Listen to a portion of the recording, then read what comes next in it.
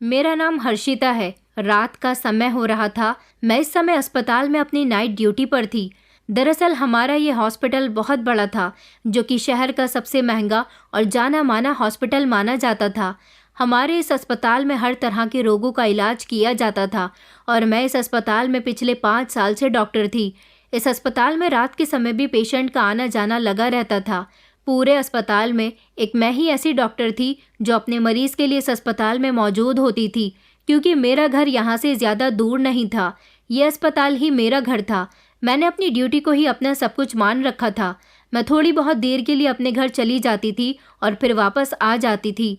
अब जब मैं थोड़ी देर के लिए अपने घर अपने बच्चों को देखने के लिए गई, तो वहाँ से आने के बाद मैंने देखा कि अस्पताल के इमरजेंसी वार्ड के आगे एक बूढ़ी औरत बेंच पर बैठी हुई है और बस रोए चली जा रही थी। हाँ, लेकिन रोने में उसकी चीखों पुकार की आवाज़ तो नहीं निकल रही थी। शायद उसकी सिसकियाँ थीं जो मुझे उसकी तरफ खींच रही थी। आने जाने वाले लोग भी उनकी तरफ देख देख कर आगे बढ़ रहे थे, क्योंकि लोग उन्हें हैरानी से देख रहे थे। बल्कि कुछ लोग तो दबे दबे शब्दों में उनके बारे में अजीब अजीब तरह की बातें भी कर रहे थे। मैंने अपने दिल में सोचा कि ना जाने इस औरत को क्या प्रॉब्लम हो सकती है। आखिर ऐसी क्या बात है जो बेचारी इतनी बुरी तरह से सिसकियाँ ले लेकर रो रही है। हालांकि अस्पताल में लोग पहले भी बैठकर रोते हैं, मगर उनके रोने का अंदाज तो बहुत ही अलग था। वो रो रही थी और धीरे धीरे अपना सर भी पीट रही थी। ऐसा लग रहा था जैसे उनको बहुत पछतावा है, मगर पछतावा किस बात का? जब कोई इस तरह की हरकतें कर रहा हो तो जाहिर सी बात है लोग पूछने की कोशिश ही करते हैं कि आखिर क्या बात है। लेकिन हर कोई हर किसी की तरफ नहीं बढ़ता, क्योंकि डॉक्टर भी अस्पताल में एक इंचार्ज की हैसियत रखते हैं। इसीलिए मुझे लगा कि मुझे ही इनसे पूछना चाहिए कि आखिर बात क्या है। मैं आगे बढ़ी और मैंने उनसे कहा कि आंटी जी, आपको क्या हुआ है? आप यहाँ पर क्यों बैठी हुई हो? कि आपका कोई पेशेंट इमरजेंसी वार्ड में है? तो उन्होंने रोते हुए सर उठाया और कपकपाती हुई आवाज़ में कहने लगी कि नहीं बेटा, मेरा पेशेंट तो वेंटिलेटर पर है। मैं यहाँ बैठी अपनी किस्मत को रो रही हूँ।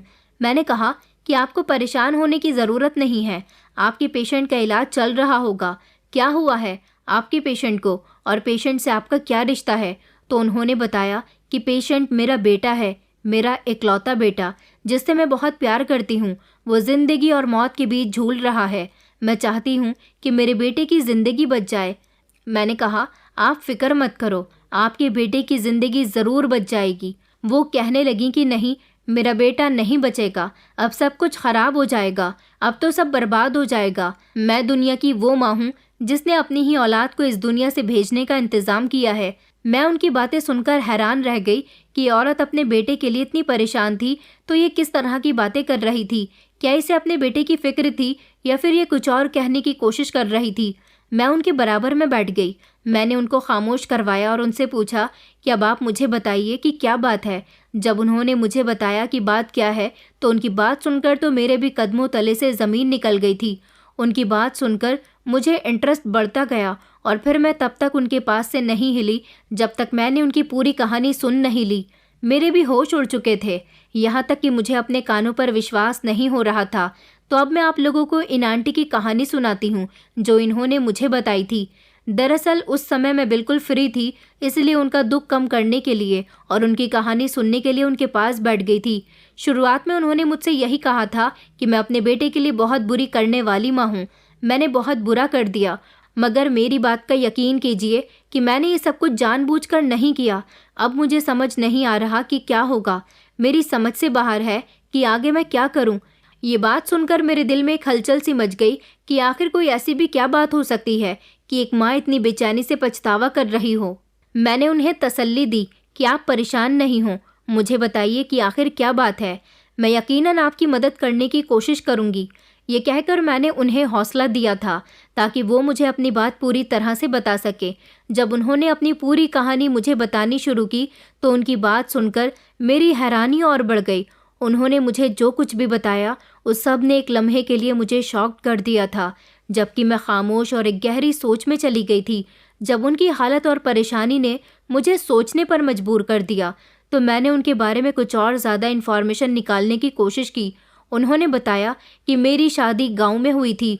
हालांकि मैं खुद भी गांव की ही रहने वाली थी। हमारे गांव की लड़कियों की शादियां गांव में ही होती थी।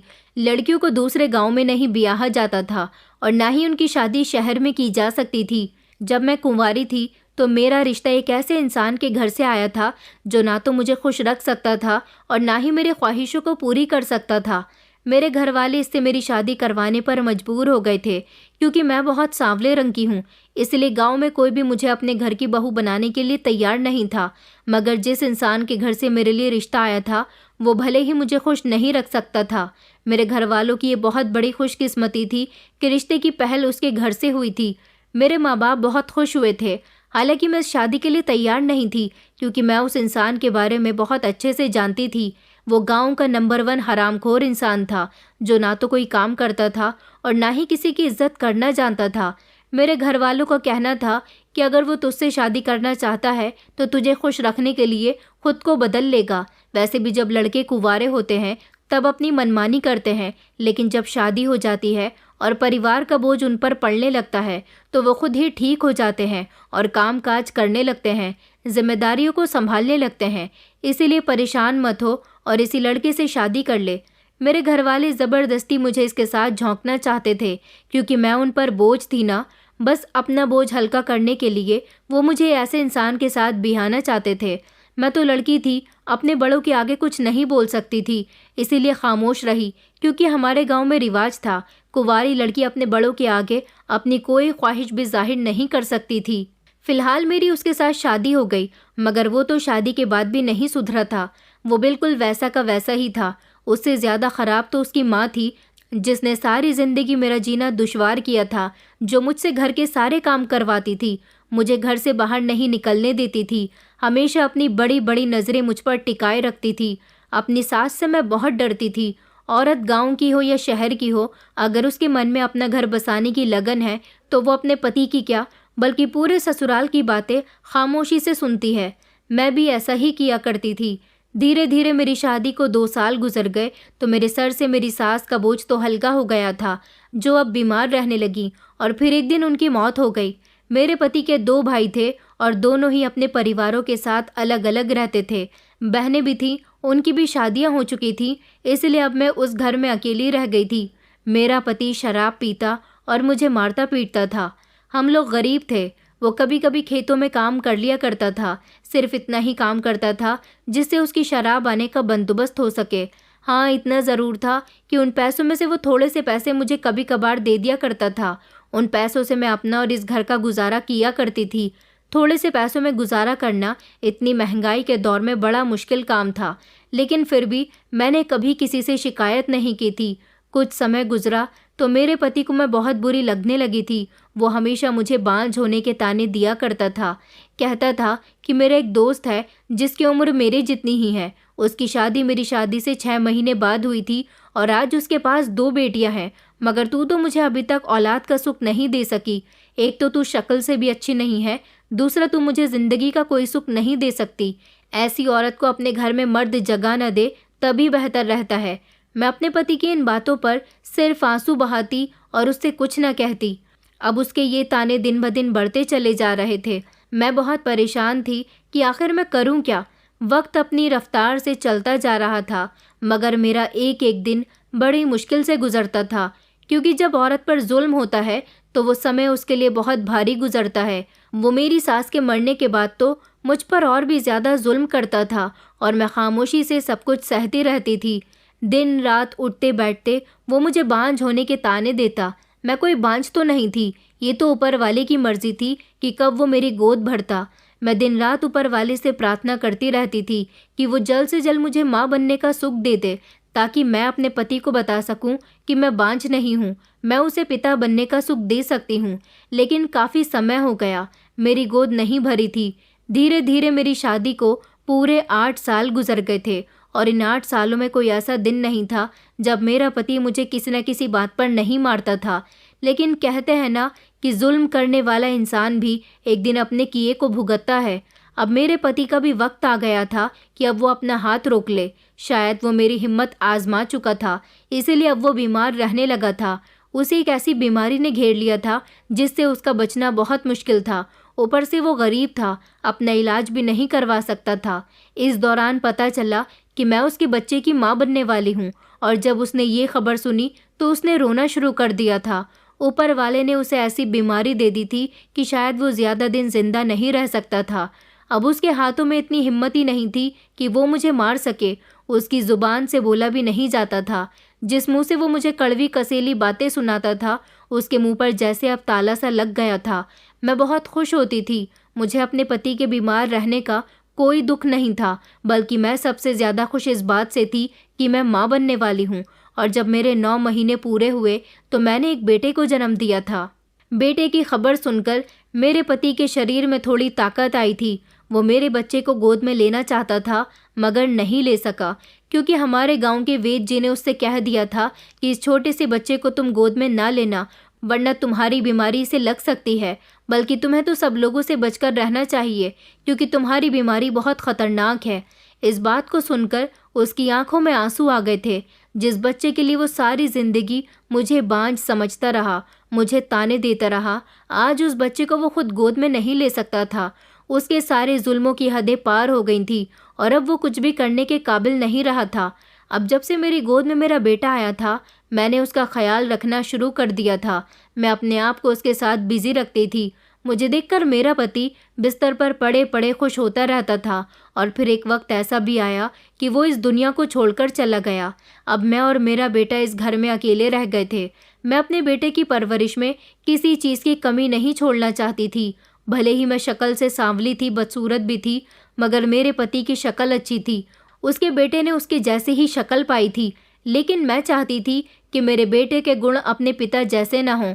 मैंने उसका नाम बड़े प्यार से धीरज रखा था और मैं उसे बहुत प्यार करती थी। मैंने सोच लिया था कि मैं धीरज को उसके पिता जैसा नहीं बनने दूंगी। उसे अच्छे संस्कार दूंगी, उसे मेहनत करना सिखाऊंगी, उसे लोगों की इज्जत करना सिखाऊंगी। मैंने अपने बेटे की खातिर लोगों के घरों में काम काज करना शुरू कर दिया था, क्योंकि मेरे पास जितनी भी जमा पूंजी थी वो सब मैं ख़त्म कर चुकी थी। अब मैं अकेली रह गई थी और इस घर में कोई कमाने वाला भी नहीं था। अपने बेटे के भविष्य के बारे में सोचते हुए मैंने लोगों के घरों में काम करना शुरू कर दिया था। वहाँ से मुझे जितने पैसे मिलते, मैं उन पैसों से अपना और अपने बेटे का गुजारा किया करती थी। मैंने सोच लिया था कि मैं अपने बेटे को शहर में पढ़ने के लिए भेजूंगी, उसे अच्छा और मेहनती इंसान बनाऊंगी, जो आने वाले समय में अपनी बूढ़ी माँ का सहारा बनेगा। मैंने इसी तरह लोगों के घरों में काम करके बहुत मेहनत की। मैं अपने गांव के सरपंच जी की हवेली में भी काम किया करती थी और उनके घर की काफ़ी पुरानी नौकरानी बन गई थी। उस समय मेरा बेटा 7 साल का हो गया था। जब से मेरा बेटा 5 साल का हुआ था, तभी से मुझे उसके भविष्य की फिक्र रहने लगी थी। मैंने उसे अपने गांव के ही एक सरकारी स्कूल में एडमिशन दिलवा दिया था, मगर मैं अपने गांव में उसे सरकारी स्कूल में नहीं पढ़ाना चाहती थी। मैंने पहले ही सोचा हुआ था कि मैं उसे शहर भेजूंगी। बड़ी हिम्मत करके मैंने ये बात सरपंच जी से कही और उनसे अपने बेटे की शिक्षा के लिए कुछ पैसे मांगे। उन्होंने मुझे इनकार नहीं किया। वो ये बात अच्छी तरह से जानते थे कि मैं अपने बेटे की परवरिश अकेले ही कर रही हूँ और अब अगर मैं उसे शिक्षा दिलवाना चाहती हूँ तो ये कोई बुरी बात नहीं है।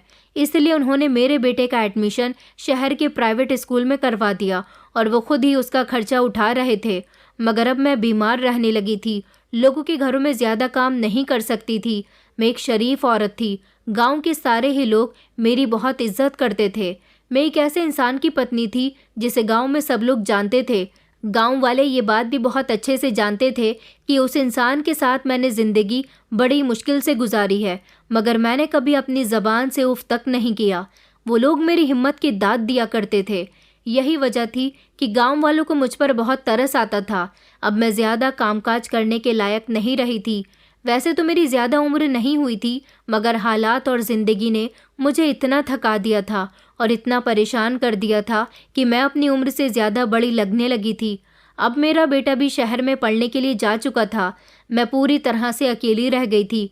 अपने बेटे को मैंने दिल पर पत्थर रखकर खुद से दूर किया था, और इसीलिए ताकि आगे चलकर वो मेरा सहारा बन सके। मेरा बेटा मुझसे बहुत प्यार करता था। मेरी आंखें उसे देखने के लिए बेचैन रहती थीं। मैं बीमार रहती थी, फिर भी सरपंच जी की हवेली में काम किया करती थी। वो मेरे बेटे की पढ़ाई का खर्चा उठा रहे थे। मेरे लिए उनका यही सबसे बड़ा एहसान था। उनको मुझ पर बहुत तरस आने लगा था। एक दिन उन्होंने मुझसे कहा कि तुम इस तरह कब तक लोगों के घरों में काम करती रहोगी। मैंने कहा कि मैं बाकी लोगों के बारे में तो नहीं कह सकती, मगर आपके घर में मैं जब तक काम करती रहूँगी, जब तक आपका मुझ पर एहसान रहेगा। सरपंच जी कहने लगे कि हम तुम पर कोई एहसान नहीं कर रहे। तुमने हमारे घर में रहकर हमारे घर के बहुत सारे कामकाज किए हैं, हमेशा वफादारी से काम किया। ये तुम्हारी वफादारी ही है जो हम तुम्हारा साथ दे रहे हैं। मगर अब तुम्हें ज़्यादा परेशान होने की ज़रूरत नहीं है। हम तुम्हें एक कारोबार करवा देते हैं और तुम उसी कारोबार को चलाकर अपना गुजारा कर सकती हो। रही तुम्हारे बेटे की शिक्षा की बात, तो उसका खर्चा हम उठा लेंगे। सरपंच जी ने मुझे 2 घोड़े दिए थे और कहा था कि हम तुम्हें इन घोड़ों की बग्गी बनाकर दे देंगे। गांव में जितने लोगों की शादियां होती हैं, तुम इस बग्गी को उन लोगों को किराए पर दे दिया करो। उनसे तुम्हें जो मुनाफा होगा वो तुम्हारा होगा और इसी से तुम अपनी ज़िंदगी गुजारना। सरपंच जी की बातें सुनकर मैं खुश हो गई थी। मैंने उनका बहुत बहुत शुक्रिया अदा किया था और फिर उस दिन के बाद से मैं दोनों घोड़ों की बग्गी बनाकर शादी में जाती थी और उनसे जो किराया आता था उनसे मैं अपना गुजारा किया करती थी। मेरी ज़िंदगी में अब धीरे धीरे आसानी आती जा रही थी। मेरा बेटा जवान हो रहा था। छुट्टियों के दिनों में जब वो मुझसे मिलने के लिए आता तो मैं बहुत खुश हो जाती थी और उसके बाद हसीन पल गुजारती थी। इधर मैं अपने घोड़े का भी बहुत ख्याल रखती थी। धीरज के जाने के बाद यही तो मेरा सहारा बने थे। जब से मेरी ज़िंदगी में आए थे मुझे ऐसा लगता था जैसे मैं अकेली नहीं हूँ। ये भी मेरे बेटे की तरह ही हैं। ये भी मेरा बहुत ख्याल रखते हैं, मुझे कमाकर लाकर देते हैं। एक दिन धीरज भी बड़ा हो जाएगा और अपनी कमाई मुझे लाकर दिया करेगा। आखिर धीरज की खातिर मैंने क्या कुछ नहीं किया था। मेरा बेटा मुझे बहुत प्यारा था और जैसे जैसे वो जवान हो रहा था बेहद सुंदर होता जा रहा था। उसे देखकर ऐसा लगता था जैसे वो किसी फिल्म का हीरो हो। अब वो स्कूल से निकलकर कॉलेज में आ गया था। हालांकि कॉलेज जाने के बाद सरपंच जी ने उसका खर्चा देना बंद कर दिया था, क्योंकि अब सरपंच जी की भी काफ़ी उम्र हो चुकी थी। भला वो कब तक मेरे बेटे की पढ़ाई का खर्चा उठा सकते थे। उधर मेरा बेटा कॉलेज में पढ़ाई भी कर रहा था और साथ ही साथ वो लोगों के घरों पर जाकर खाली समय में उनके बच्चों को ट्यूशन भी दिया करता था। उनसे जो पैसे आते वो उनसे अपना गुजारा कर लेता था, जबकि मेरा गुजारा यहाँ गांव में अच्छे तरीके से चल रहा था। बस ये कहने के बाद बूढ़ी आंटी ने ज़ोर ज़ोर से रोना शुरू कर दिया था। वो बार बार अपनी साड़ी के पल्लू से अपने आंसू पोंछ रही थी। उन्होंने कहा कि बेटा अब तुम ही बताओ, बेटे को मैंने इतने प्यार से पाला, उसके बारे में कैसे कैसे सपने देखे। मुझे लगता था कि वो बड़ा होकर मेरी ढाल बनेगा, अपनी माँ की सारी मेहनत का बदला देगा। मगर बेटा उसकी एक बहुत बड़ी कमज़ोरी थी जिसने मेरी और उसकी ज़िंदगी बर्बाद करके रख दी। भले ही मैं उससे दूर रहती थी, वो शहर में रहता था, मगर मैं हर दिन उसे याद करती थी, उसकी फ़िक्र में घुलती चली जा रही थी। ये सोचकर खुद को तसल्ली दिया करती थी कि एक दिन ऐसा आएगा जब मेरा बेटा मेरे साथ हमेशा हमेशा रहेगा। लेकिन ऐसा ना हो सका। मैं आंटी की बातें बड़ी गौर से और खामोशी से सुन रही थी। उनकी बातों में गहराई और दर्द महसूस हो रहा था। उन्होंने अपनी आंखों में नमी लिए फिर से अपने बेटे की कहानी शुरू की। उन्होंने कहा कि मेरे बेटे की सबसे बड़ी कमज़ोरी ये थी कि वो लड़कियों की बातों में बड़ी आसानी से आ जाता था। कहने को तो उसका जन्म गांव में हुआ था, मगर उसका सारा बचपन शहर में गुजरा था। यहाँ तक कि वो जवान भी शहर में ही हुआ था। शहर में उसके कॉलेज में उसकी बहुत सारी दोस्तें बन गई थी। कुछ लड़कियाँ ऐसी थीं जो उसकी खूबसूरती का फ़ायदा उठाया करती थी और उसके सीधेपन को उसकी बेवकूफ़ी समझती थी। यही वजह थी कि उन्होंने उसके सीधेपन का खूब फ़ायदा उठाया। मेरे बेटे को एक ऐसी लड़की मिली जिसने उसे अपनी मोहब्बत के जाल में फंसा लिया, उसे अपना दीवाना बना लिया। वो उसकी दोस्त बन गई। मेरा बेटा समझता था कि वो इस दोस्ती को मोहब्बत का नाम दे रही है। मेरा बेटा धीरज भी उन लोगों में से था जो शायद मोहब्बत के भूखे होते हैं, हमदर्दी को भी मोहब्बत समझ लेते हैं, दोस्ती को भी और मतलब को भी। मुझे लगता है कि धीरज बेवकूफ़ था, लेकिन शायद वो बहुत ज़्यादा जज्बाती भी था, तभी तो वो इतनी गहराई में जाकर सोचता था। एक बार किसी से दोस्ती करता तो उसके पीछे ही पड़ जाता था। जब उसकी दोस्ती नैना नाम की लड़की से हुई तो वो उसके पीछे भी पड़ गया था। वो उससे मोहब्बत करने लगा था। दरअसल वो लड़की मेरे बेटे से अपना मतलब निकालना चाहती थी, ऐसा मतलब जिससे वो मेरे बेटे से अच्छी तरह से अपनी ख्वाहिशें बताती रहे और मेरा बेटा उन्हें पूरी करता रहे। वो जब गांव में भी छुट्टियों पर आता था तो उसी लड़की के बारे में सोचता रहता था। मैं धीरज को बहुत समझाया करती थी कि किसी के बारे में ज़्यादा नहीं सोचना चाहिए। तुमने अपनी ज़िंदगी को बहुत मुश्किल बना लिया। अगर वो लड़की तुमसे प्यार करती है तो तुम उससे शादी के लिए कहो। मगर वो इस बात से परेशान रहता था कि वो उसकी हर ख्वाहिश पूरी करता है, उसकी हर बात मानता है, तो वो उससे शादी करने के लिए तैयार क्यों नहीं होती? मेरा बेटा कहता था कि मैं इतनी आसानी से रिश्तों को छोड़ने वाले लोगों में से नहीं हूँ। वो जवानी के जोश में था और मैं हमेशा यही समझती थी कि शायद ये सब उसकी उम्र का तकाजा है। वो धीरे धीरे वक्त के साथ साथ समझदार हो जाएगा, मगर ये बात वक्त के साथ बढ़ती चली गई।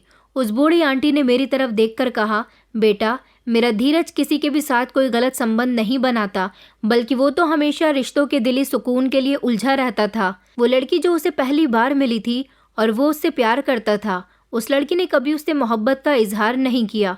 बस वो मेरे बेटे को बेवकूफ़ बनाकर उससे अपनी ख्वाहिशें पूरी करवाती रही और फिर एक दिन मेरे बेटे को भूल गई। फिर उसकी ज़िंदगी में एक और लड़की आई थी। उसने भी उससे हंसकर दो बातें क्या कर ली तो वो ये समझ बैठा कि यही उसकी ज़िंदगी का मकसद है। वो उसके पीछे दिल लगा बैठा था। जब वो लड़कियां उसकी मासूमियत से खेलती और उसे धोखा देकर छोड़ जाती तो वो बहुत ज़्यादा रोता और टूट जाता था। मैं अपने बेटे को परेशान देखकर खुद भी परेशान हो जाती थी। धीरज अपनी ज़िंदगी में सुकून और खुशी की तलाश करता रहा, मगर हर बार वो धोखा खाकर लौट आता। वो बार बार उन्हीं तकलीफ़ों भरे रास्तों पर चलकर आता था। अब तो उसने शहर में रहते हुए अपनी पढ़ाई से भी बिल्कुल ध्यान हटा लिया था, बल्कि वो इन्हीं सारी सोचों में गुम रहता था।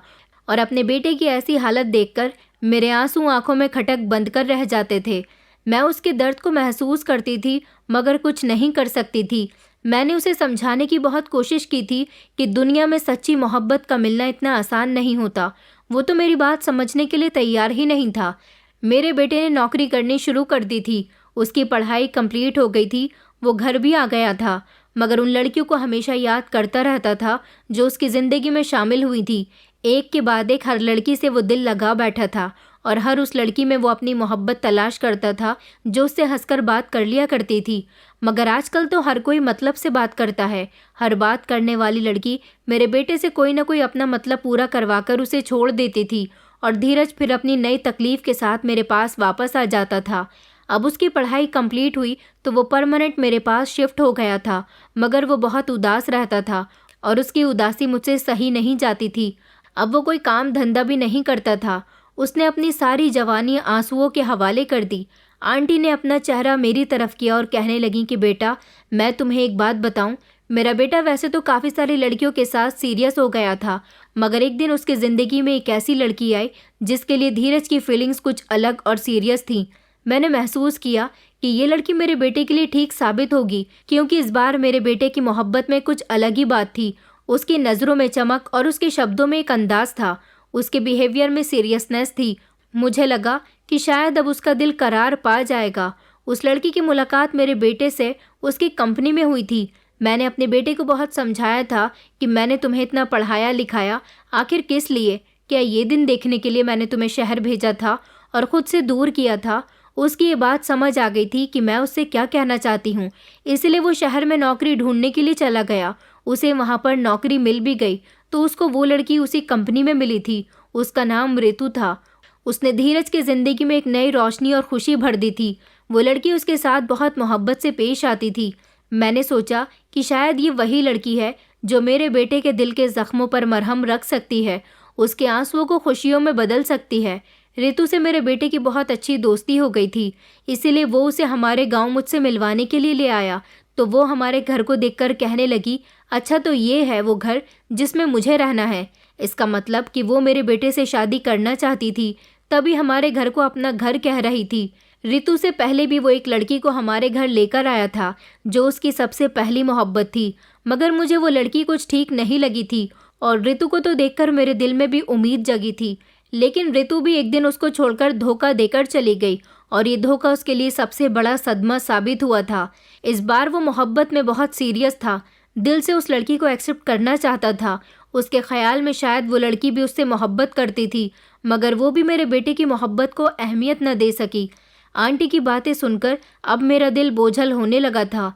मैंने उन आंटी की तरफ देखा जो अपनी तकलीफ को छुपाने की कोशिश कर रही थी। उनके चेहरे पर एक माँ की बेबसी छाई हुई थी। उन्होंने कहा कि बेटा, मेरे बेटे ने उस लड़की के पीछे अपना दिल दिमाग पागल कर लिया था और जब वो उसे छोड़कर चली गई तो वो ये सदमा बर्दाश्त न कर सका, क्योंकि जब वो लड़की धीरज को छोड़कर चली गई तो धीरज की हालत भी बदल गई। वो पहले जैसा नहीं रहा। पहले तो वो अपने दिल से मजबूर रहता था, लेकिन मुझे एक उम्मीद थी कि वो धीरे धीरे इस दुख से शायद बाहर निकल आएगा, मगर ऐसा नहीं हुआ। नौकरी पर जाने से पहले तो वो किसी लड़की का जिक्र नहीं करता था, क्योंकि धीरे धीरे वो सारी बातें भूलने लगा था। लेकिन नौकरी पर जाने के बाद जैसे ही उसकी उस लड़की से मुलाकात हुई तो वो दोबारा से मोहब्बत में डूब गया था। अब तो उसने नौकरी पर जाना भी छोड़ दिया था। अब उसके चेहरे पर एक अजीब सा सन्नाटा आ गया था। मेरा बेटा अब हमेशा खामोश रहता था, मुझसे भी कोई बात नहीं करता था। धीरे धीरे उसकी सेहत में भी बदलाव आना शुरू हो गया। उसका चेहरा पीला पड़ने लगा और वो दिन ब दिन कमज़ोर होने लगा। मैं हमेशा उससे कहा करती थी, बेटा तुम्हारी तबीयत ठीक नहीं लग रही, चलो डॉक्टर के पास चलते हैं। मगर धीरज मेरी बात नहीं मानता था। कहता था कि मुझे डॉक्टर के पास नहीं जाना, मैं बिल्कुल ठीक हूँ। लेकिन उसकी हालत अब दिन ब दिन बिगड़ती जा रही थी। शुरू के दिनों में तो मुझे ऐसा लगा था कि वो उस लड़की के जाने के बाद से ऐसा हुआ है, एक दिन ठीक हो जाएगा, क्योंकि पहले भी कई बार ऐसा हुआ है। तो वो धीरे धीरे संभल गया था। लेकिन अब तो गांव वाले भी मुझसे कहते थे कि तुम्हारा बेटा दिन ब दिन कमज़ोर होता जा रहा है। ऐसा तो मैं भी महसूस करती थी। उन्होंने कहा कि तुम्हारे बेटे को नज़र लग गई है, ये शहर में जाकर अच्छा कमाया करता था, आखिरकार तुमने अपने बेटे पर इतनी मेहनत जो की है। मैं गरीब और बेबस औरत थी, मुझे क्या पता कि मेरे बेटे के दिल में कैसी गहरी चोट लगी है। मैं समझती रही कि वो अपने दुख को छुपाने की कोशिश कर रहा है। कभी कभी मैं उससे ज़िद करती तो वो मेरा दिल रखने के लिए शहर में डॉक्टर के पास चला जाता था। डॉक्टर उसे नॉर्मल सी दवाई देते और कह देते कि परेशानी की कोई बात नहीं है, मगर मुझे लग रहा था कि बात कोई छोटी मोटी नहीं है। फिर एक दिन ऐसा आया जब धीरज की तबीयत बहुत ज़्यादा बिगड़ गई।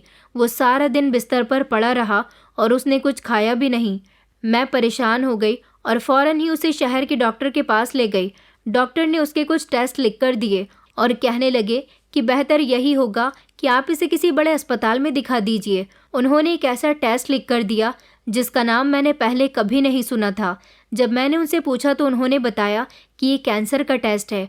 ये बात सुनकर तो जैसे मेरे पैरों तले से ज़मीन निकल गई थी। मुझे यकीन ही नहीं आ रहा था कि मेरे बेटे को इतनी बड़ी बीमारी भी हो सकती है। मैं दिल ही दिल में प्रार्थना कर रही थी कि ये सब गलत साबित हो। मैं बहुत डर रही थी। मैं एक गरीब औरत थी, मेरे पास ना तो इतने पैसे थे कि मैं उसे किसी बड़े अस्पताल में ले जाती, और ना ही मैं इस शहर में किसी को ज़्यादा जानती थी। ना मुझे ये पता था कि ये टेस्ट क्या मतलब रखते हैं। मैंने बड़ी मुश्किल से थोड़े बहुत पैसे इकट्ठे किए और उसे बड़े अस्पताल ले गई। मेरे दिल में एक डर बैठा हुआ था कि कहीं कुछ गलत ना हो जाए, जिसका सामना करने की मुझ में हिम्मत ना हो। डॉक्टर ने जो टेस्ट लिख कर दिया था वो बहुत महंगा था और मुझे आइडिया हो चुका था कि अब मेरे बेटे की हालत बहुत सीरियस है। मैंने धीरज के टेस्ट करवा लिए थे और फिर टेस्ट आने के बाद मुझे जो खबर मिली उसने मेरी पूरी ज़िंदगी को बदल कर रख दिया था।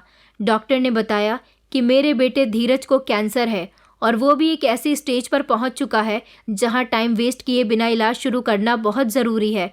मुझे तो यकीन ही नहीं हो रहा था कि मेरे जवान बेटे को ऐसी भी बीमारी हो सकती है। मेरे पास तो पैसे भी ख़त्म हो चुके थे। सारी ज़िंदगी मैंने यही सोचकर अपने बेटे को पढ़ाया लिखाया था कि जवान होकर वो कमाएगा, मगर उसने तो अपने और अपनी माँ के लिए कुछ भी नहीं किया था। अब तो उसकी ऐसी हालत हो गई थी कि मुझे उस पर पैसे लगाने थे। मैं जिस किसी से पैसे मांग सकती थी मांग लिए, दोस्त रिश्तेदार सबके आगे हाथ फैलाया और जहाँ से भी उधार ले सकती थी वहाँ से ले लिया ताकि मेरे बेटे का इलाज शुरू हो सके। मुझे डॉक्टर ने बताया कि उसे ब्लड कैंसर है और इस बीमारी में बार बार खून की ज़रूरत पड़ती है। अगर खून का इंतज़ाम वक्त पर नहीं हो सका तो इसकी हालत बहुत ख़राब हो जाती। हर रोज़ मैं जैसे एक नए इम्तिहान से गुजर रही थी। मैं धीरज को हर उस अस्पताल में लेकर गई जहां मेरे बेटे का कोई फ्री में इलाज कर सके, मगर मुझे नहीं पता था कि गांव की औरत को ये शहर वाले इस तरह बेवकूफ़ बनाते हैं।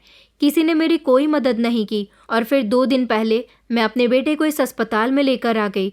मेरे बेटे की हालत ऐसी इसलिए हुई क्योंकि उसने हमेशा जज्बात से काम लिया, हर वक्त दिल पर बोझ रखा और अपनी सेहत की तरफ कभी ध्यान ही नहीं दिया। डॉक्टर का कहना है कि आपके बेटे ने अपने दिल में बहुत सारे सदमे छुपाए रखे हैं और बार बार टूटकर संभलने की कोशिश की है, मगर शायद अब इसके शरीर में इतना बोझ बर्दाश्त नहीं किया। मैं उसे देखकर कहती थी कि धीरज, तुम्हारी छोटी छोटी मोहब्बतें और ये सपने जो हर बार तुम्हें तोड़कर रख देते हैं, तुम उनके पीछे अपनी ज़िंदगी बर्बाद मत करो। ये प्यार मोहब्बत की बातें तो तुम्हारी ज़िंदगी में दीमक की तरह है। मगर वो मेरी बात को हंसकर टाल दिया करता था। कहता था कि माँ, आप नहीं समझती, मोहब्बत बड़ी प्यारी चीज़ है।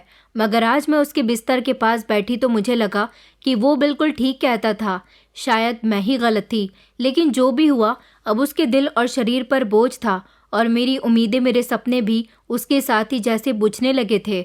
फिर आंटी ने एक गहरी सांस ली और बताया कि जब धीरज को ये पता चला कि उसे कैंसर है तो उसके चेहरे पर किसी खास हैरानी के एक्सप्रेशन नहीं थे। ऐसा लगता था जैसे ये खबर भी उसके दिल पर खास असर नहीं डाल रही। वो हल्की सी मुस्कुराहट के साथ कहने लगा, माँ, मैं ज़िंदगी में बहुत सारी बुरी खबरें सुन चुका हूँ। मेरा दिल पहले ही बार बार टूटकर बिखर चुका है। कैंसर तो बस मेरी जान लेगा, लेकिन मेरा दिल तो इससे पहले ही ख़त्म हो चुका है। वो मुझसे जिस तरह से बातें कर रहा था वो उसे अंदर से ही तोड़ रही थी। मैंने रोते हुए अपने बेटे से पूछा, बेटा, आखिर तो तुम क्या चाहते थे? धीरज ने खामोशी से अपनी नज़रें झुका ली और धीमी आवाज़ में कहने लगा, माँ, मैं सिर्फ ये चाहता था कि ज़िंदगी में एक लड़की हो जो मुझसे सच्ची मोहब्बत करे, मुझे एक्सेप्ट करे, जैसा मैं हूँ वो मेरी हो जाए। हम एक दूसरे का सहारा बने और एक साथ खुशहाल ज़िंदगी गुजारें। मेरी सबसे पहली मोहब्बत में मैंने यही सपने देखे थे, मगर माँ, उसने मेरा दिल तोड़ दिया। धीरज की आंखों में एक अजीब सी बेचैनी थी। उसने कहा, पहली मोहब्बत ने मुझे छोड़ दिया और उसके बाद मैं हर लड़की में उसे ही ढूंढता रहा। शायद मुझे उसकी झलक किसी में नज़र आ जाए, मगर माँ, हर बार मुझे मायूसी ही मिली। वो मेरी ज़िंदगी की पहली और सच्ची मोहब्बत थी, मगर उसने मुझे धोखा दिया। वो तो मुझसे अपने सिर्फ सारे शौक़ पूरे करवाती थी, मुझसे प्यार नहीं करती थी। और फिर उसके बाद हर लड़की ने मेरे साथ ऐसा ही कुछ किया। मुझे लगा कि हर लड़की एक जैसी नहीं होती, मगर मेरे भोलेपन का हर किसी ने सिर्फ फ़ायदा उठाया। शायद ये उसी का नतीजा है कि मेरा बेटा कैंसर जैसी बीमारी का शिकार हो गया। उसने हमेशा खालीपन महसूस किया, एक अधूरापन जो कभी पूरा ना हो सका। आंटी की आवाज़ में दर्द था। बीते हुए कल की बातें सिमटी हुई थी। उनकी आंखों में आंसू थे और वो अपनी कहानी सुनाते हुए जैसे किसी गहरी सोच में खो गई थी। उन्होंने बताया कि बेटा, मैं अपने बेटे से बहुत प्यार करती हूँ। मैंने बड़ी मुश्किल से उसे पाया। शादी के पूरे 8 साल के बाद, अपने पति की ढेर सारी बातें सुनने के बाद मैंने उसे जन्म दिया। तो भला मैं उससे मोहब्बत कैसे ना कर सकती? उसकी जान जाते हुए मैं कैसे देख सकती हूँ? किसी को मेरी मोहब्बत का अंदाज़ा नहीं हो सकता, क्योंकि ये मोहब्बत सिर्फ एक माँ ही समझ सकती है। शायद मेरा ही भाग्य मेरे चेहरे की तरह बदसूरत है, तभी तो मेरी ज़िंदगी में कभी कोई खूबसूरती नहीं आती और न सुकून आता है। सारी ज़िंदगी मैंने किसी न किसी परेशानी में गुजारी है। एक उम्मीद मुझे औलाद से थी। मेरी जवानी, मेरा बचपन बेहतर न हो सका तो क्या हुआ? मेरा बुढ़ापा तो मेरा बेटा बेहतर करेगा, मगर वो तो मुझसे पहले ही इस दुनिया से जाने का इंतज़ाम कर चुका था। इसके अलावा तो मेरा इस दुनिया में कोई है भी नहीं। वही तो मेरा इकलौता सहारा है। मेरा बस चले तो मैं अपनी सारी ज़िंदगी अपने बेटे पर न्योछावर कर दूं। आंटी ये सारी बातें मुझे बता रही थी और वो फूट फूट कर रो रही थी। सच में अपनी औलाद का दुख तो सिर्फ एक माँ ही समझ सकती है। न जाने क्यों उनको दुखी देखकर मेरा दिल भी भरकर आ रहा था और मैं उनके पास बैठी उनको तसल्ली दे रही थी, जबकि मेरी आंखों से भी आंसू नहीं रुक रहे थे। उन्होंने कहा कि ये सब कुछ उन्हीं लड़कियों की वजह से हुआ है। उन्होंने उसे धोखा दिया। पहले उसके साथ बातें करती रहीं और बाद में कहा कि हम तुमसे प्यार नहीं करते, तुम हमारे दोस्त हो और दोस्ती का मतलब मोहब्बत नहीं होता। मेरे बेटे ने तो मोहब्बत की थी। ऐसा भी क्या गुनाह किया था जिसकी उसे आज तक सज़ा मिल रही है, और सज़ा भी ऐसी जिसकी कोई माफ़ी ना हो। डॉक्टर मुझसे कहते थे कि अगर आपका बेटा जीने की उम्मीद छोड़कर बैठ गया तो फिर उसे दवाई भी असर नहीं करेगी, और यही हो रहा था। फिर आंटी ने मुझसे कहा कि बेटा, आज मैं सबसे ज़्यादा रो रही हूँ। जानती हो कि क्यों? मैंने कहा कि आप मुझे बताएंगी तो मैं ज़रूर जानना चाहूँगी। वो कहने लगी, क्योंकि वो दिन मेरी ज़िंदगी का सबसे बुरा दिन था, जब मेरे बेटे ने मुझे ये कह दिया कि माँ, मुझे लगता है कि मेरा वक्त आ चुका है। मैं वैसे भी इस दुनिया से जाना चाहता हूँ, तो आप मेरे ऊपर पैसे क्यों लगा रही हो? वो बहुत कमज़ोर हो चुका था और उसकी आंखों में एक ऐसी मायूसी थी कि मैं उसे देखकर टूट रही थी। उसका दिल पूरी तरह से बिगड़ चुका था और वो चाहता था कि बस उसकी तकलीफ़ ख़त्म हो जाए। लेकिन मैं तो एक माँ थी। मैं कैसे अपने बेटे की ज़िंदगी से इतनी आसानी से हार कर बैठ सकती थी? वो मेरी जान था, मेरी ज़िंदगी का मकसद। उसकी हर तकलीफ़ मेरी अपनी तकलीफ़ बन गई थी और मैंने उसे बचाने के लिए हर मुमकिन कोशिश की। मैंने फ़ैसला किया कि चाहे कुछ भी हो जाए, मुझे उसकी ज़िंदगी के लिए करना ही है। उसके शब्द मेरे दिल में चुभ गए थे, मगर मैंने उसके सामने चुपके से कहा कि बेटा, तुम्हारे लिए मैं हर मुमकिन कोशिश करूंगी, तुम्हें कभी हारने नहीं दूंगी। कुछ दिनों के बाद मैंने वो अस्पताल छोड़ दिया जहां उसका इलाज चल रहा था, और फिर मैं उसे यहाँ लेकर आ गई और यहाँ के एक डॉक्टर से मुलाकात की जो कैंसर के सबसे बड़े स्पेशलिस्ट हैं और मेरे बेटे का केस उनके पास है। उस डॉक्टर ने मुझे बताया कि आपके बेटे की हालत बहुत सीरियस है और उसके इलाज के लिए जल्द से जल्द खून का इंतज़ाम करना बहुत ज़रूरी है। लेकिन मैं बहुत परेशान थी क्योंकि मेरे पास एक भी रुपया नहीं था। इस अस्पताल में भी अपने बेटे को सरपंच जी के बेटे से पैसे उधार लेकर मैंने भर्ती करवाया था, क्योंकि सुना था कि सरपंच जी का बेटा इसी शहर में रहता है। तो मैं उसका पता लेकर उसके घर चली गई। उसने मेरी मदद की, मगर वो आगे भी मेरी मदद नहीं कर सकता था, क्योंकि आजकल के दौर में इंसान 1 या 2 बार मदद कर सकता है, बार बार नहीं। अब मुझे धीरज के लिए खून का इंतज़ाम करना था और इलाज के लिए रकम का भी। अब मैं इतनी बड़ी रकम का इंतज़ाम और खून का इंतज़ाम कहाँ से करूँगी? एक तरफ मेरा बेटा अपनी हालत से लड़ रहा था, दूसरी तरफ मुझे ये सब कुछ करना था। वो लम्हा मेरी ज़िंदगी का सबसे मुश्किल लम्हा था। मैंने जैसे ही अस्पताल में लोगों से मदद मांगनी शुरू की, तो जहाँ भी गई वहाँ से कुछ न कुछ रुकावट आती थी। लोग खून देने के लिए तैयार हो जाते थे, लेकिन जब उनसे पैसों की बात की जाती तो वो कहते कि हम खून दे सकते हैं, मगर हमारे पास पैसे नहीं हैं। अब पैसे कहाँ से आएंगे?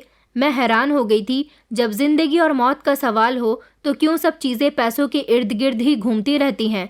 मैंने फिर से कुछ लोगों से बात की जिन्होंने सच में फ्री में खून दे दिया था, मगर ये भी काफ़ी नहीं था। मैंने सोचा कि अगर किसी के पास पैसे नहीं हैं तो क्या हुआ, वो किसी की मदद नहीं कर सकता। और इसी तरह मैं एक तरफ खून का इंतज़ाम कर रही थी तो दूसरी तरफ पैसों का बंदोबस्त भी करने की कोशिश कर रही थी। ये समय मेरे लिए एक भारी बोझ बन गया था। जिंदगी और मौत के बीच में मैं हमेशा उसकी ज़िंदगी के लिए लड़ रही थी। जब तक मैं हिम्मत न हारूं, मैंने खुद से वादा किया था कि मैं उसकी ज़िंदगी को बचाने के लिए कुछ भी करूंगी। आंटी के इस पॉइंट पर मैं समझ गई थी कि अस्पताल में कैंसर का पेशेंट आया तो है जिसको खून की सख्त ज़रूरत है, और वो जवान लड़का है, क्योंकि ये केस हमारे हॉस्पिटल के ऑन्कोलॉजिस्ट डॉक्टर संजीव गुप्ता जी के हाथ में था। वो एक तरह से मेरे सीनियर डॉक्टर भी थे। उन्होंने बातों ही बातों में मुझे कल परसों इस पेशेंट के बारे में बताया था। वो मुझे इसी के सिलसिले में बात कर रहे थे। डॉक्टर की बातें सुनकर मुझे ऐसा लग रहा था जैसे वो लड़का 1-2 दिन में इस दुनिया से चला जाएगा, क्योंकि उसकी हालत बहुत सीरियस बताई जा रही थी, और जवान लड़के की मौत तो वैसे भी इंसान को बहुत दुख देती है। उन्होंने बताया कि डॉक्टर का हर बार यही कहना था कि जल्द से जल्द अपने बेटे को बचा लो, खून का इंतज़ाम नहीं हुआ तो वो चला जाएगा। अब मैं डॉक्टर को क्या बताती कि मैं बहुत इंतज़ाम कर चुकी हूँ, जब कहीं से इंतज़ाम नहीं हो रहा तो मैं क्या करूँ? मेरे बेटे की धड़कनें तेज़ होती जा रही थी। मेरे दिल पर बोझ था, वो कोई और नहीं समझ सकता था। मैंने डॉक्टर से कहा था कि मैं चाहे जो करूं, मगर उसके लिए खून का इंतज़ाम करके ही रहूंगी। लेकिन हकीकत ये थी कि मेरे पास कोई रास्ता नहीं था। मेरे पास ना तो पैसे थे, ना ही कोई और रास्ता था जिससे मैं खून हासिल कर पाती। दिल में ये ख्याल आया कि कहीं से भी खून का इंतज़ाम करना होगा, चाहे वो कैसे भी हो, चाहे मुझे कुछ भी करना पड़े। और फिर मैंने एक ऐसा काम किया जिसे मैं बाद में अपनी ज़िंदगी की सबसे बड़ी गलती समझती हूँ। मैंने एक ऐसा कदम उठाया जो शायद मुझे नहीं उठाना चाहिए था। मैंने खुद से वादा किया था कि मैं अपने बेटे की ज़िंदगी ज़रूर बचाऊंगी, और फिर जो हुआ वो मुझसे कभी भी बर्दाश्त नहीं हो सकता। मैं आंटी की बातें सुन रही थी और उनकी ज़िंदगी की तकलीफ़ का अंदाज़ा लगा रही थी। अभी वो मुझे कुछ बताने ही जा रही थी जब अचानक मेरे मोबाइल पर इमरजेंसी कॉल आई। दरअसल एक पेशेंट पर खून का रिएक्शन हो गया था। उसकी हालत बहुत सीरियस थी। डॉक्टर और नर्सिस की अचानक अस्पताल में एक हलचल सी मच गई थी और फ़ौरन इलाज की सारी कोशिशें की जा रही थी। मैं अभी ये बातें फ़ोन पर सुन ही रही थी जब मेरी नज़र आंटी की तरफ गई। मैंने कॉल पर कहा कि मैं जल्दी ही आ रही हूँ। फ़ोन बंद करने के बाद आंटी ने मेरी तरफ देखा और कहने लगी कि क्या हुआ। तो फिर मैंने उनको बताया कि एक पेशेंट ने अपने ब्लड ग्रुप से अलग अपनी बॉडी में ब्लड ऐड करवाया है, जिसकी बॉडी पर पूरी तरह से दाने निकल आए। उसको एक अजीब तरह की एलर्जी हो रही है। मेरी बात सुनकर तो जैसे आंटी बहुत बुरी तरह से घबरा गई थी। उनके चेहरे पर पसीना आना शुरू हो गया था। ऐसा उनके साथ क्यों हुआ था ये तो मैं नहीं समझ पाई थी, मगर मैंने उनसे इजाज़त ली और फिर मैं उस पेशेंट को देखने के लिए चली गई। वहाँ जाकर मुझे पता चला कि वो पेशेंट कोई लड़की है और उसने किसी मजबूरी के चलते ऐसा करवा लिया। उस पेशेंट की हालत सीरियस थी, मगर वो जिंदा थी। अगले दिन जब फिर से मेरी मुलाकात उन आंटी से हुई तो उनकी अधूरी कहानी सुनने के लिए मैं फिर से उनके करीब गई। अब की बार भी वो मुझे परेशान नज़र आ रही थी। उन्होंने उस पेशेंट के बारे में मुझसे पूछा कि आपका वो पेशेंट कैसा है। मैंने उन्हें बताया कि जिसको गलत खून चढ़ने से एलर्जी हो गई थी वो अभी भी ज़िंदगी और मौत के बीच जंग लड़ रही है। मेरी इस बात से वो चौंक गई और कहने लगी, क्या वो कोई लड़की है? मैंने कहा कि जी वो एक लड़की है। मैंने जब उनके चेहरे पर परेशानी आती हुई देखी तो उनसे पूछा कि क्या आप उसको अपना बेटा समझ रही थी?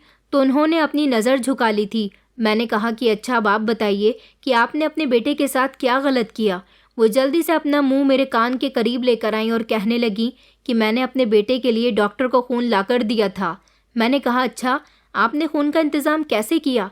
फिर उन्होंने मुझे एक ऐसी बात बताई जिसे सुनकर मैं दंग रह गई थी। उन्होंने कहा कि मेरे पास बेटे के खून का बंदोबस्त करने का सिर्फ एक ही रास्ता था। मेरे वो 2 घोड़े जो कई सालों पहले मुझे सरपंच जी ने दिए थे, जिनसे मैं अपना गुजारा किया करती थी। मैं चाहती तो उन घोड़ों को बेच भी सकती थी, मगर उन दोनों को बेचने के बाद भी मेरे बेटे का इलाज नहीं हो सकता था, क्योंकि पैसे फिर भी कम पड़ने थे। मेरे वो घोड़े कई सालों पुराने थे और अब बूढ़े हो चुके थे, इसलिए वो ज़्यादा कीमती नहीं थे। मैं अपने गांव गई और वहां जाकर मैंने इंजेक्शन से अपने दोनों घोड़ों का खून निकाल लिया और इतनी तादाद में खून निकाला जितना निकल सकता था। उनको बोतल में भरकर मैं शहर ले आई और मैंने वो डॉक्टर के हवाले कर दिया। उस दिन मुझे बेहद अफसोस हुआ था, क्योंकि वो घोड़े मेरी रोजी रोटी थे। उन्होंने मेरा बहुत साथ दिया था। आखिरकार मैंने उनको भी अपनी औलाद की तरह पाला था, उनके सारे काम किए थे। लेकिन बात अब मेरी अपनी औलाद पर आ गई थी, इसलिए मैं खुदगर्ज हो गई। डॉक्टर को मेरे बेटे के लिए खून चाहिए था, तो मैंने अपने घोड़ों का खून निकालकर उन्हें दे दिया और डॉक्टर को ये बात नहीं बताई। अब मैंने सब कुछ भगवान के भरोसे छोड़ दिया था कि अब जैसा चाहे वैसा हो, मगर मैंने जितनी कोशिश हो सकती थी उतनी की। मैंने ये सब कुछ जानबूझकर नहीं किया था, बस मैं तो कुछ भी करके अपने बेटे को बचाना चाहती हूँ। आंटी की बातें सुनकर तो जैसे मेरे होश उड़ गए थे कि उन्होंने ये क्या कर दिया। उन्होंने कहा, मैं ये बात बहुत अच्छे से जानती हूँ कि अब मेरे बेटे की जान को खतरा भी हो सकता है, क्योंकि इंसान के खून में और जानवर के खून में बहुत फ़र्क होता है। इससे मेरे बेटे को नुकसान भी पहुँच सकता है, मगर इस समय डॉक्टर के मुताबिक मेरे बेटे को खून की ज़रूरत थी, इसीलिए मैं इसी खून का इंतज़ाम कर पाई। मगर मैं क्या करूँ, मैं मजबूर थी। ना तो मेरे पास खून था और ना ही पैसे थे। जब कोई और मदद करने वाला नहीं था तो मैंने अपने बेटे की ज़िंदगी बचाने के लिए यही सब कुछ किया। वो ये सब बताकर खामोश हो गई थी। उसके बाद वो बहुत रो रही थी। मैंने उन्हें खामोश करवाया और उनसे कहा कि आप फिक्र मत करो, आपका बेटा जल्द ही ठीक हो जाएगा। ऊपर वाला उसे ज़िंदगी ज़रूर देगा।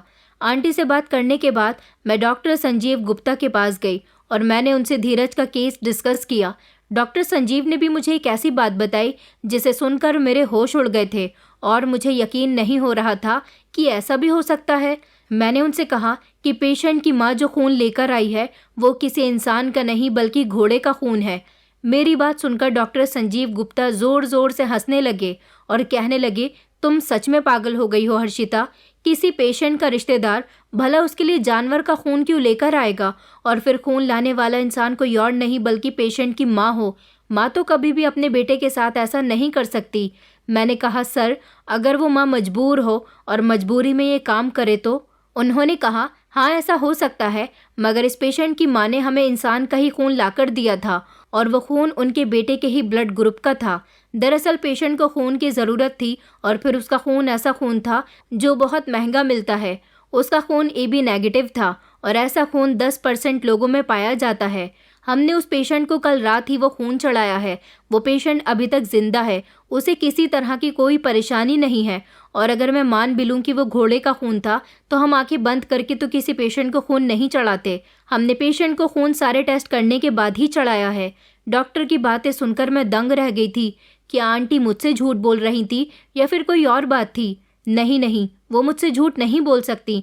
भला वो मुझसे झूठ बोलकर क्या करती?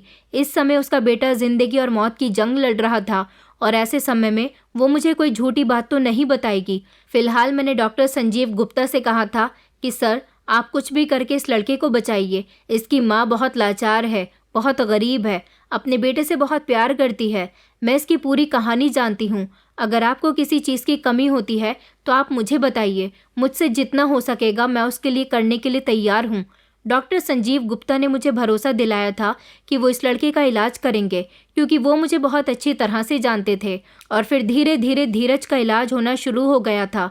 उसे खून की ज़रूरत होती तो मैं उसके लिए खून का इंतज़ाम खुद करवाया करती थी, और ये बात सही थी कि उसे घोड़े का खून नहीं चढ़ा था।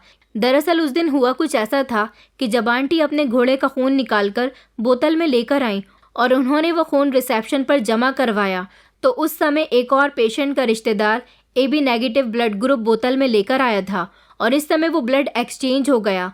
घोड़े वाला खून धीरज को नहीं चढ़ सका, जबकि उसको तो उसके ब्लड ग्रुप का ही खून मिल गया था, और दूसरे पेशेंट को घोड़े वाला खून चढ़ गया।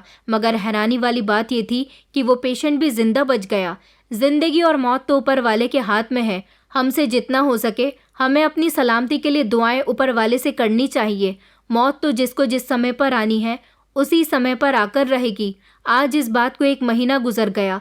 धीरज की कंडीशन पहले से ठीक है। मैंने आंटी का जितना हो सके उतना साथ दिया। वो मुझसे बहुत खुश थी। उन्होंने मुझे बहुत सारी दुआएं दी थी। उनका कहना था कि तुम्हारे साथ एक माँ की दुआएं हैं, तुम्हें कभी किसी परेशानी का सामना नहीं करना पड़ेगा। मैंने उस माँ के चेहरे पर जब मुस्कुराहट देखी तो मेरे दिल को सुकून मिल गया था कि कभी कभी किसी की मदद करके बहुत अच्छा लगता है। मगर मैंने धीरज को भी समझाया था कि अब लड़कियों का ख्याल अपने दिलो दिमाग से निकाल दो और अपनी माँ की मोहब्बत को अपने दिल में डाल लो। अपनी माँ के बारे में सोचो, जो तुम्हारे बिना कितनी अधूरी हो गई थी। हमारे हॉस्पिटल के डॉक्टर से जितना हो सका हमने धीरज को बचाने की कोशिश की, क्योंकि धीरज हमारे हॉस्पिटल का एक ऐसा पेशेंट बन चुका था जिसे बेहद तकलीफ थी, जिसकी माँ को भी ये लगता था कि उसकी ऐसी हरकत की वजह से उसका बेटा अब नहीं बच सकेगा। लेकिन ऊपर वाले पर भरोसा होना बहुत ज़रूरी है। आंटी ने अपने बेटे के लिए अस्पताल में घोड़े का खून भगवान के भरोसे छोड़ कर दिया था। अब वो नहीं जानती थी कि उनके बेटे के साथ क्या होगा, मगर ऊपर वाले ने उनका साथ दिया और इस तरह उनकी मदद हो गई। उनके बेटे को सही खून मिल गया, उनका बेटा रिकवर होने लगा। मुझे उम्मीद है कि एक दिन धीरज पूरी तरह से ठीक हो जाएगा। दोस्तों, उम्मीद करती हूँ आपको हमारी कहानी पसंद आई होगी। कहानी पसंद आई है तो वीडियो को लाइक करें, चैनल पर नए हैं तो चैनल को सब्सक्राइब करें, और हाँ, नोटिफिकेशन बेल को ज़रूर दबाएं ताकि अगली अपडेट सबसे पहले आपको मिले।